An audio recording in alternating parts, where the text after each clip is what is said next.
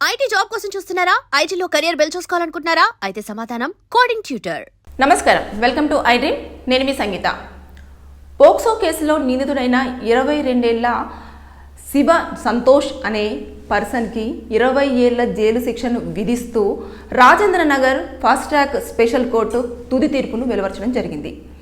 ఈ కేసులో వివరాల్లోకి మనం ఒక్కసారి వెళ్ళినట్లయితే, గచ్చిబౌలిలోని గోపన్నపల్లికి సంబంధించిన ఈ 22 ఏళ్ల కుర్రాడు ఒక మైనర్ అమ్మాయి పైన అఘాయిత్యానికి పాల్పడ్డాడు కాబట్టి పోక్సో కేసు అనేది ఫైల్ అయింది. అసలు ఏం జరిగింది అనంటే, ఒకరోజు ఒక తండ్రి పోలీస్ స్టేషన్కు వెళ్ళి నా పాప కనిపించడం లేదు, ఒక 7 గంటల నుంచి కూడా నేను వెతుకుతున్నాను, ఎక్కడా కూడా పాప కనిపించట్లేదు, పాపకు వచ్చేసి 11 సంవత్సరాల వయసు అని చెప్పేసి అతను పోలీసులకు కంప్లైంట్ ఇచ్చాడు.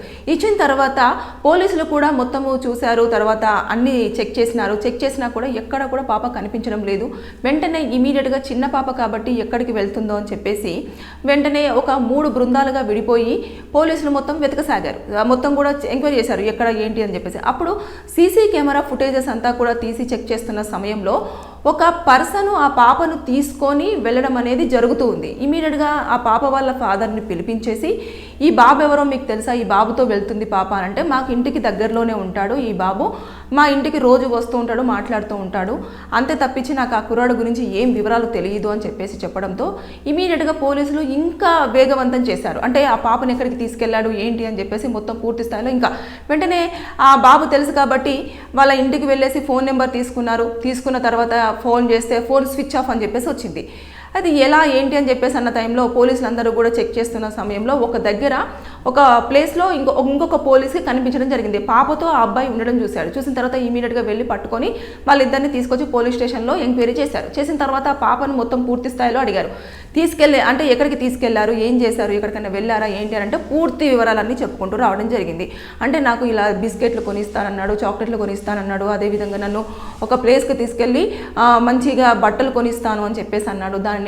దానివల్ల నేను వెళ్ళిపోయాను, ఇంకా అన్నతో పాటు వెళ్ళిపోతుంటే ఒక దగ్గరికి తీసుకెళ్ళి ఎవరు లేని ప్లేస్లోకి తీసుకెళ్ళి నా బట్టలు విప్పేసి ఇలా చేశాడు అని చెప్పేసి ఆమె మొత్తం పూర్తిగా ఎక్స్ప్లెయిన్ చేసిన తర్వాత పోలీసులకు మొత్తం అర్థమైపోయింది. అంటే ఆ కుర్రాడు ఈ 11 సంవత్సరాల పాప పైన 22 ఏళ్ల సంతోష్ అఘాయిత్యం చేశాడు అని ఇమీడియట్గా తెలుసుకున్న పోలీసులు పాపను మెడికల్ టెస్ట్లకు పంపించారు. మెడికల్ టెస్ట్లకు పంపించేసిన తర్వాత అక్కడ రిపోర్ట్లో చాలా క్లియర్గా స్పష్టత వచ్చింది. నిజంగానే ఈ పాప పైన అఘాయిత్యం జరిగింది, చాలా దారుణంగా అఘాయిత్యం జరిగింది అని చెప్పేసి వాళ్ళు ఒక రిపోర్ట్ ఇచ్చారు. ఇచ్చిన తర్వాత ఆ రిపోర్ట్ తీసుకున్నారు. అదేవిధంగా ఫాదర్ ఇచ్చిన మిస్సింగ్ది ప్లస్ తర్వాత ఇవన్నీ చూసిన తర్వాత పాప యొక్క స్టేట్మెంటు, తర్వాత నెక్స్ట్ ఈ ఎవరైతే సంతోష్ ఉన్నాడో ఆ అబ్బాయిని కూడా అడగడం జరిగింది. ఆ శివ సంతోష్ మాత్రం ఎప్పటికీ బుకాయిస్తూ రావడం, నాకు తెలియదు అని చెప్పేసి అన్నాడు. కానీ పోలీసులు వాళ్ళ స్టైల్లో అడిగిన వాళ్ళే వెంటనే ఇమీడియట్గా ఒప్పుకోవడం జరిగింది. తర్వాత తీసుకెళ్లేసి పోలీసులు మొత్తం కేసు ఫైల్ చేసేసుకొని ఇమీడియట్గా పోక్సో కేసు అప్లికేబుల్ చేసేసి కోర్టులో రిమాండ్ చేయడం అనేది జరిగిన తర్వాత ఇది సెప్టెంబర్ 11, 2023లో ఇది జరిగితే దాదాపుగా ఈ 2 ఇయర్స్లోనే మొత్తం కేసు అంతా కూడా సాల్వ్ అయిపోయింది. అంటే పిల్లల విషయంలో ఎట్టి పరిస్థితుల్లో కోర్టులు కూడా చాలా సీరియస్గా తీసుకోవడం అనేది జరుగుతుంది. మైనర్ పాపల పైన ఏమైనా అఘాయిత్యాలు జరిగితే వాటికి ఎవిడెన్సెస్ చాలా క్లియర్గా ఉన్న నేపథ్యంలో వెంటనే ఇమీడియట్గా కేసులు అనేవి త్వరగా ఒక తుది తీర్పుకు రావడం జరుగుతుంది. ఇక్కడ చూస్తే ఈ శివ సంతోష్కి 20 ఏళ్ల పాటు జైలు శిక్షను విధించారు. అదేవిధంగా కోర్టుకు ఫైన్ కింద 5,000 రూపాయలను కట్టమని చెప్పారు. దాంతోపాటు ఈ అమ్మాయికి 5 లక్షల రూపాయలను నష్టపరిహారం కింద కూడా చెల్లించాలని చెప్పేసి తీర్పులో వెలువడచడం అనేది జరిగింది. అంటే మనం నిన్న చూసుకుంటే నల్గొండ డిస్టిక్ది అలా జరిగింది, అన్ననే స్వంత చెల్లెల్ని అలా చేయడం జరిగింది. దాంట్లో కూడా 21 ఏళ్ల పాటు జైలు శిక్షను విధించారు. అదేవిధంగా ఇప్పుడు చూసుకుంటే ఈ శివ సంతోష్ కూడా 20 ఏళ్ల పాటు జైలు శిక్షను విధిస్తూ కోర్టు తుది తీర్పుని ఇవ్వడం జరిగింది. అంటే ఈ లెక్కన చూసేసుకుంటే పిల్లలపైన అఘాయిత్యాలు చేస్తే మేము దొరికినా కూడా ఏం చేయలేవు కోర్టులో అని చెప్పేసి అనుకోవడము మీరు పొరపాటే. పిల్లలను కనుక ఎలాంటి పరంగానైనా అలా బ్యాడ్ టచ్ చేసినా, అదేవిధంగా వాళ్ళపైన అఘాయిత్యాలు చేసినా, లేదంటే నమ్మించి ఎక్కడికో తీసుకెళ్ళి మీ కోరికను మీ కామవాంఛను తీర్చుకోవాలని చెప్పేసి ప్రయత్నం చేసినా సరే మీరు ఒక దాదాపుగా 20 సంవత్సరాల పాటు జైలు శిక్షను అనుభవించాల్సిన పరిస్థితిని చోటు చేసుకుంటుంది. చూసారు కదా, ఇప్పుడు ఇతనికి 22 ఏళ్ళు, 20 సంవత్సరాలు అంటే 42 ఏళ్ళ వరకు ఆ జీవితం అంతా ఏదైతే లైఫ్లో సెటిల్ అవ్వాల్సింది ఉంటుంది, కొన్ని డ్రీమ్స్ ఉంటాయి, అవన్నీ కూడా ఏమైపోయినాయి, జస్ట్ ఏదో తన వీడియోస్ చూసో లేకపోతే దేనికి ప్రలోభం అయ్యాడో కానీ దానివల్ల ఏమైంది, చివరికి పోయి జైల్లో కూర్చోవలసిన పరిస్థితి. ఇంకా కోర్టే శిక్ష విధించిన తర్వాత దాంట్లో బెయిల్స్ ఇలాంటివంటూ ఏమీ ఉండే, శిక్షకు ఇలాంటి వాటిలలో ఎలాంటి పరిస్థితి కూడా వాళ్ళని విడుదల చేసేదే ఉండదు. ఇంకా అక్కడికి వెళ్ళి చూసేస్తే మాత్రం వాళ్ళ తీరంతా కూడా మారిపోతుంది. ఇవన్నీ కూడా జరుగుతూ ఉన్నాయి కాబట్టి పిల్లల మీద చెయ్యి వేసేటప్పుడు అది ఎవరైనా సరే, ఇంట్లో వాళ్ళు కానివ్వండి, బయట వాళ్ళు కానివ్వండి, ఎవరైనా సరే పిల్లల మీద ఒక చెయ్యి మీద పడుతున్నప్పుడు ఒక్కసారి చట్టాలు ఎలాంటి శిక్షలు వేస్తున్నాయి అనేది ఒక్కసారి మీ మైండ్లోకి తెచ్చుకోవాల్సిన బాధ్యత మీకుంది.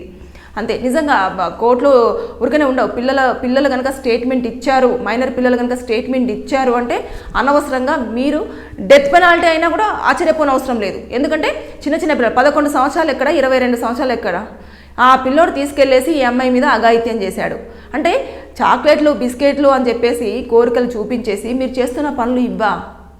చిన్న పిల్లలు వారు నోరు విప్పితే ఏం మాట్లాడతారో తెలియదు, పాపం నమ్ముతూ ఉంటారు. అన్నయ్య అని చెప్పేసి కేసులో ఆ పోలీసులు అడుగుతున్నప్పుడు కూడా అన్నయ్య అని అంటుందంట.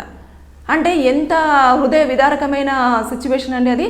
అన్నయ్య ఆ పదం ఎంత మంచిది అంటే, నేను నీకు రక్షణగా ఉంటాను అని చెప్పేసి అనే అన్నయ్య లాంటి పర్సను అన్నయ్యను మర్చిపోయి తన కామవాంఛ తీర్చేసుకొని ఎక్కడికో తీసుకెళ్ళి ఏం చేసేవాడో. లక్కీగా దొరికింది కాబట్టి పాప ఓకే, లేదు అనుకుంటే ఆ పని అయిపోయిన వెంటనే ఇమీడియట్గా గొంతు నిలుమో లేకపోతే ఇంకేదో బండరాయితోటో లేకపోతే ఇంకేదో చేసి చంపేస్తే పాప అనవసరంగా లైఫ్ క్విట్ అయిపోయేది. అభం శుభం తెలియని పాప తండ్రి ఇక్కడ ఆవేదన పడుతూ మొత్తం అంతా వెతకడము, పోలీసులు వెతకడము, ఇవన్నీ కూడా. సో ఎట్టి పరిస్థితుల్లో మైనర్ విషయాలలో మీరు కనుక జాగ్రత్తలు వహించకపోతే ఎవరైనా, కొంతమందికి మాత్రం నేను చెప్తున్నాను, పిల్లలే కదా నోరు విప్పరు, భయపెడితే భయపడతారు అని చెప్పేసి మీరు ఎట్టి పరిస్థితుల్లో అనుకోకూడదు. పిల్లలను చక్కగా అడిగితే జరిగింది పూస గుచ్చినట్టు చాలా క్లియర్గా ఎక్స్ప్లెయిన్ చేస్తారు. వారి దగ్గర వాళ్ళు విషయం మర్చిపోతారు లేకపోతే విషయం చెప్పరు అని చెప్పేసి అనుకోవడం మీ పొరపాటు. ఖచ్చితంగా మనమన్నా మర్చిపోతాం, దీని తర్వాత ఇదేంటి అని చెప్పేసి, కానీ వాళ్ళు అట్లా మర్చిపోరు. ఖచ్చితంగా పిన్ టు పిన్ గుర్తుంటుంది వాళ్ళ మైండ్లో. కంపల్సరీగా అది చెప్తే వాళ్ళ స్టేట్మెంట్ అంతా కూడా రికార్డ్ చేసుకుంటారు. కోర్టులో కూడా ఆన్ కెమెరా కూడా రికార్డ్ అవుతుంది. రికార్డ్ అయిన తర్వాత జడ్జి ప్లస్ తర్వాత పోలీసులు ఇవన్నీ వింటారు. తర్వాత స్టేట్మెంట్ అంతా రికార్డ్ అయిన తర్వాత పాప యొక్క మొత్తము సిచ్యువేషన్ ఎలా ఉంది, ఏంటి, పాపను ఎలాంటి ఇబ్బందికరంగా పెట్టారు, ఇవన్నీ కూడా చూసిన తర్వాతనే అప్పుడు శిక్షలు అనేది అప్లికబుల్ చేస్తారు. ఇక్కడ ఎవిడెన్సెస్ అన్ని చాలా క్లియర్గా ఉన్నాయి. పాప స్టేట్మెంట్ ఇచ్చింది, మెడికల్ రిపోర్ట్ వచ్చింది, తర్వాత నెక్స్ట్ అబ్బాయి ఒప్పుకున్నాడు, ఇవన్నీ చేశారు. కాబట్టి వితిన్ 2 yearsలోనే జడ్జ్మెంట్ అనేది తుది తీర్పు వెలువరచడం జరిగింది. ఇది రీసెంట్గా గచ్చిబౌలిలో జరిగిన కేసు, అంతకుముందు నల్గొండలో జరిగిన కేసు. అంటే ఇలా అనుకుంటున్నారు పోక్సోలో ఏముందిలే కేసు ఫైల్ అవుతే అవే చూద్దాము అని చెప్పేసి అనుకుంటారు. కానీ దయచేసి చిన్న పిల్లల విషయంలో జాగ్రత్తలు వహించకపోతే అనవసరంగా కేసులలో ఇరుక్కొని శిక్షలు అనుభవించాల్సిగా తప్పదు. Be careful. Thank you.